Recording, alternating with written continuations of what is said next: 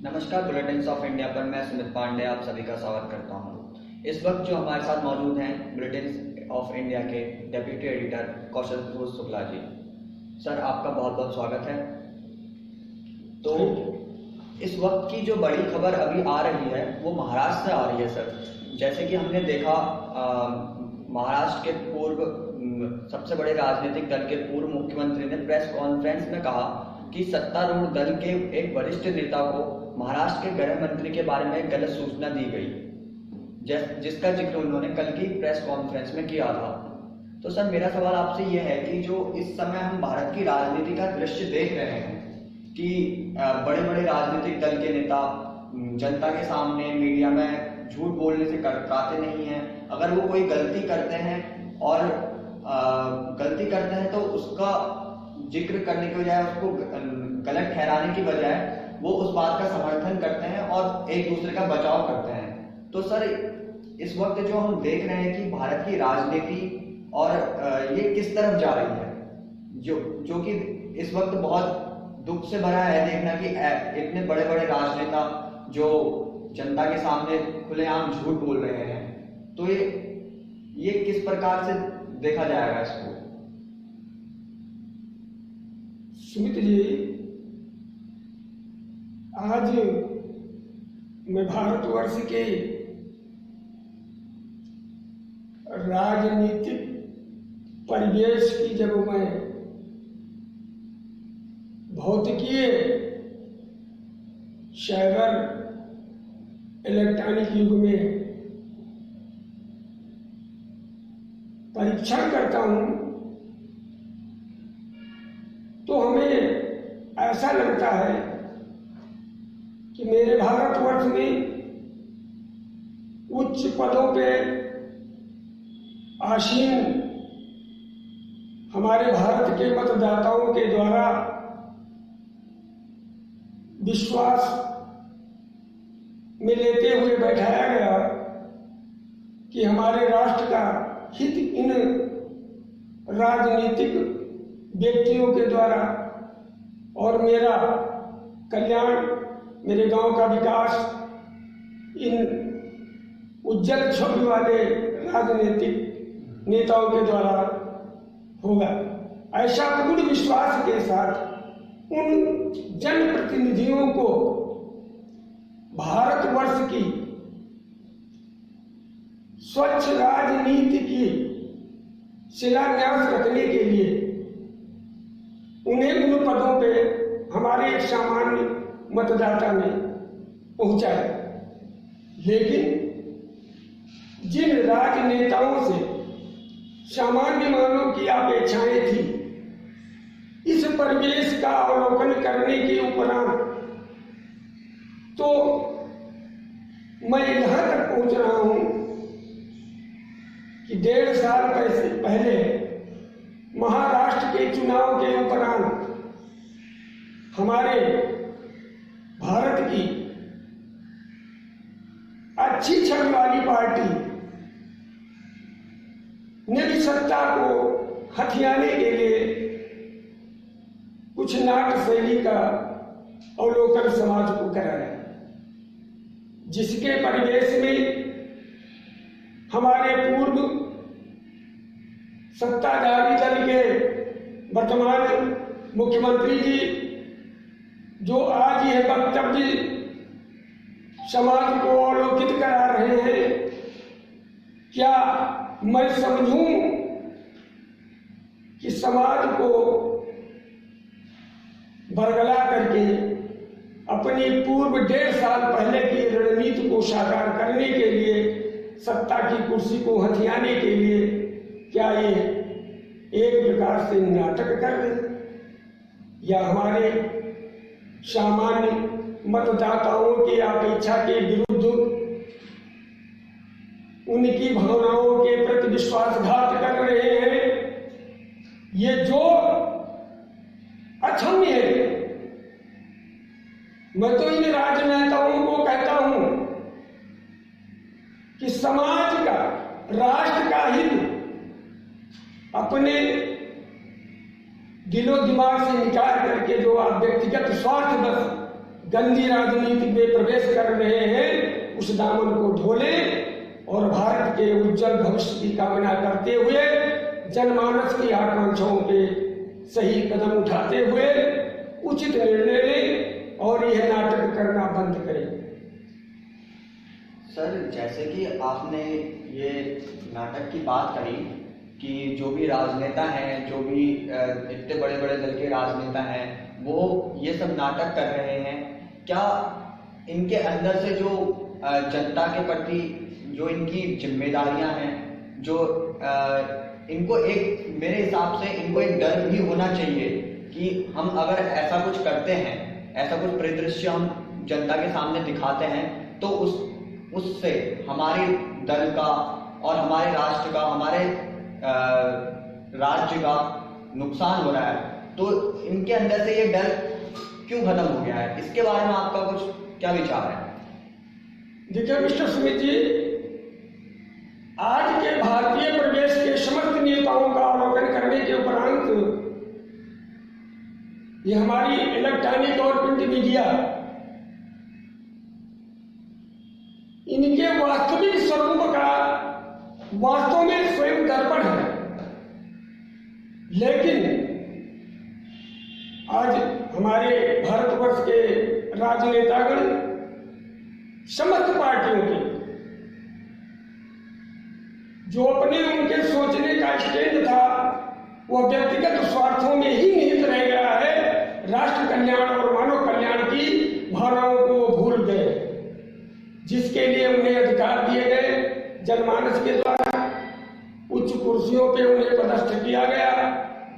आज वो मूलभूत अपने कर्तव्यों को भूल करके अपने पारिवारिक, अपने वंशवाद, अपने निजी स्वार्थ और पूंजीवाद को बढ़ावा दे करके धन कोष का संचय करने का एक राजनेता लोग नेता शब्द का गलत इस्तेमाल करके समाज को विद्वेषित करना चाहते हैं। लेकिन ये भूल गए कि उनके ही विसंगति भरी वाणियों को या उनके ये जो अलौकिक आचरण छवि है वो हर एक जनमानस जान रहा है। समय बदल चुका है, साइबर भौतिकी का समय है।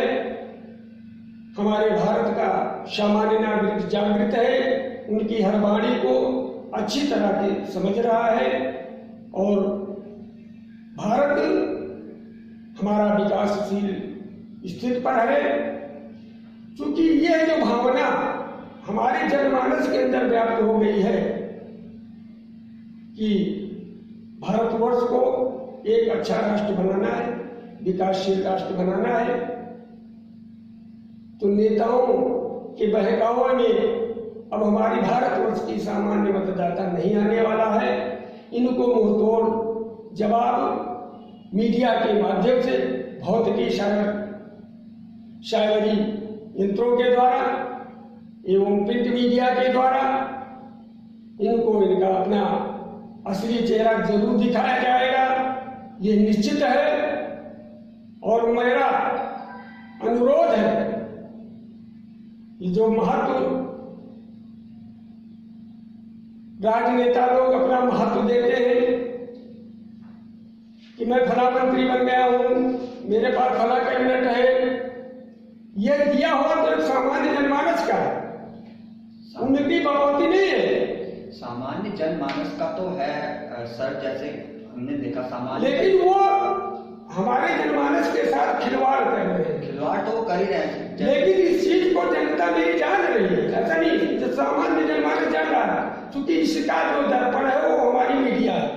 मीडिया हमेशा सत्य के रास्ते पे इन नेताओं को ला देगी। इनका असली चरित्र और असली चेहरा हम लोग दिखाएंगे। खिलवाड़ तो जनता के साथ सर हो ही रहा है ना। खिलवाड़ तो पिछले 1.5-2 साल से, लगभग 1.5-2 साल से, जब से महाराष्ट्र में चुनाव हुए हैं तब से देखने को मिल रहा है। तब से खिलवाड़ ही हो रहा है सरकार की तरफ से, वहां की सरकार की तरफ से। जब वहां के दलों की विचारधारा भी अलग अलग थी, तब वहां की जनता ने उन्हें चुनाव करा था उनका, लेकिन चुनाव के बाद सत्ता के लिए एकदम से पूरा वहां का परिदृश्य बदल गया। ऐसा सुमित जी क्यों? यही कुर्सी का मोह।